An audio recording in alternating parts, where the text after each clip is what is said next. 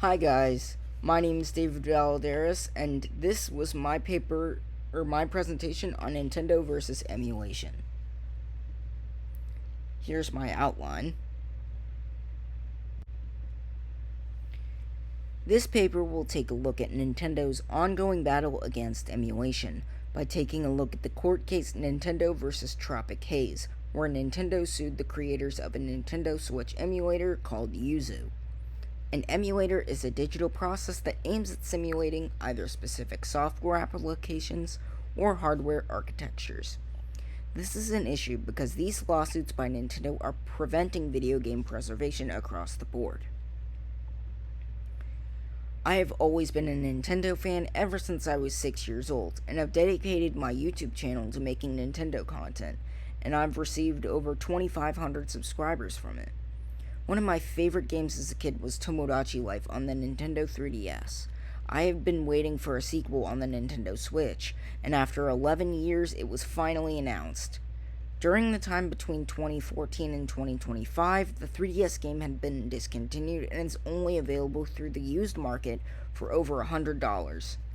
I feel bad for the people who never got the chance to experience it like I did, so I decided to look into the preservation of video games and the ongoing battle between Nintendo and emulation.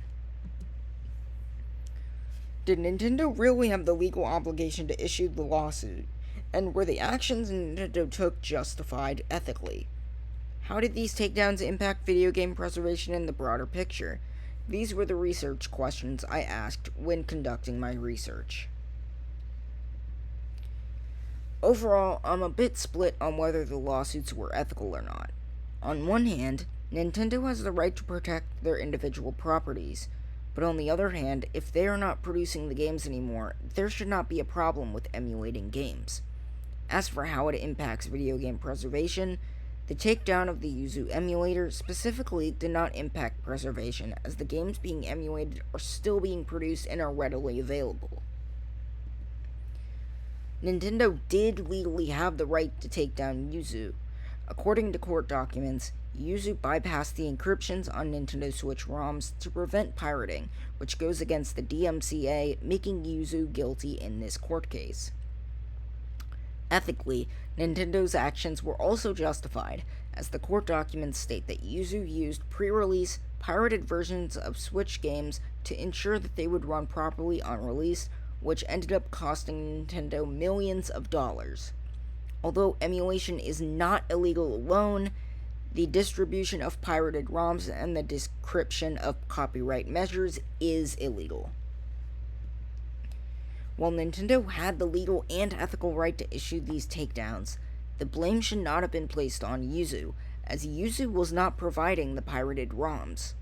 Nintendo doesn't seem to understand this, as they state on their website, the introduction of emulators created to play illegally copied Nintendo software represents the greatest threat to date to the intellectual property rights of video game developers. While Nintendo's actions were justified in the Yuzu takedown, there are many other instances of Nintendo taking down completely harmless emulators and ROM distribution sites. Nintendo has also issued takedowns on websites that distribute ROMs of games no longer produced. In August of 2018, Nintendo sued the owner of 2 ROM file sharing sites for copyright infringement, which set off a wave of discussion about how ROMs are sometimes used as the only way to obtain certain games and play them. If these games were readily available, Nintendo's takedowns would be morally ethical, but Nintendo has deliberately prevented their games from being preserved, such as with the closure of the Nintendo 3DS and Nintendo Wii U eShop closures. When the Nintendo 3DS and Wii U eShop were taken down, some games will be lost to players who wish to play the game legally and cannot afford to pay hundreds of dollars for a physical copy of the game cartridge. Nintendo's uncooperation to allow ROMs of their games has caused many problems in the preservation of video games.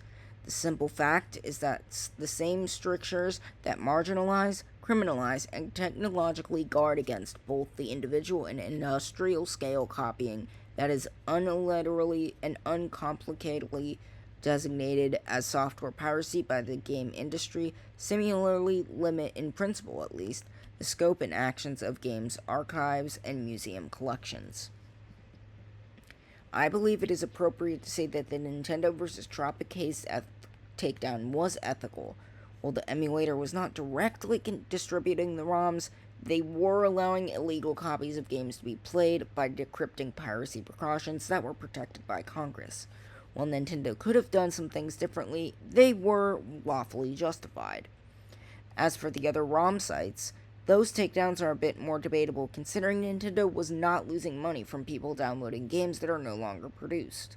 Finally, these takedowns will definitely impact video game preservation in the long run, primarily because of the fact that these games are not readily available and have no other way of being archived other than being emulated. I may be a longtime Nintendo fan, and I will support them through their successes and failures, but I'm not afraid to call them out for their unethical behavior towards emulation and video game preservation. And here is the end of the presentation. Hope you enjoyed.